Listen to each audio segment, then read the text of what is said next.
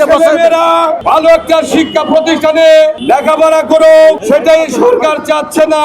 কিছু সংখ্যক দালাল রয়েছে, এই দালালরা প্রেসকেল নিয়ে তালবাহানা করছে। 12 ফেব্রুয়ারি জাতীয় সংসদ নির্বাচনের আগে আমাদের পিএসকেল বাস্তবায়ন করুন, অন্যথায় সারা বাংলাদেশে জাতীয় সংসদ নির্বাচনে সকল কর্মকর্তা কর্মচারী যাদেরকে দায়িত্ব দেওয়া হয়েছে সেই দায়িত্ব থেকে আমরা অব্যাহতি নিব, আমরা দায়িত্ব পালন করব না। আমাদের বর্তমানে সরকার প্রধান ডক্টর ইউনূস সাহেব এবং অর্থ উপদেষ্টা দুজনের সমন্বয়ে আমাদের এক এক সময় এক এক ধরনের আশ্বাস দিয়ে আসছে।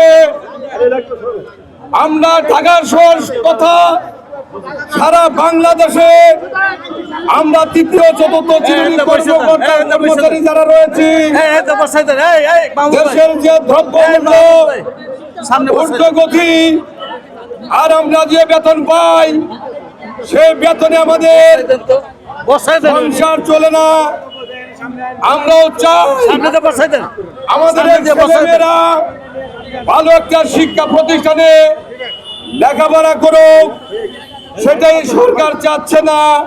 কিছু সংখ্যক দালাল রয়েছে, এই দালালরা এই প্রেসকেল নিয়ে তালবাহানা করছে।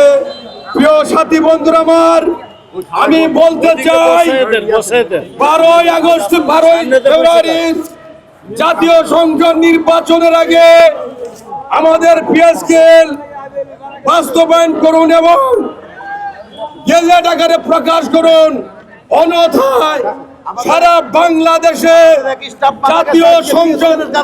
জাতীয় সংসদ নির্বাচনে সকল কর্মকর্তা কর্মচারী যাদেরকে দায়িত্ব দেওয়া হয়েছে সেই দায়িত্ব থেকে আমরা অব্যাহতি নিব, আমরা দায়িত্ব পালন করব না।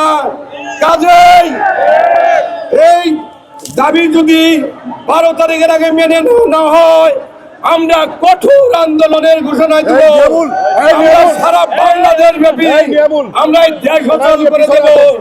এই সরকারের প্রতি উদারত আহ্বান রেখে আজকে যারা সাংবাদিক ভাইরা রয়েছেন, মিডিয়ার ভাইরা রয়েছেন এবং বিভিন্ন সংস্থা পুলিশ বাহিনী যারা রয়েছেন, আপনারা সঠিক তথ্যগুলো পেপার পত্রিকায় প্রকাশ করবেন।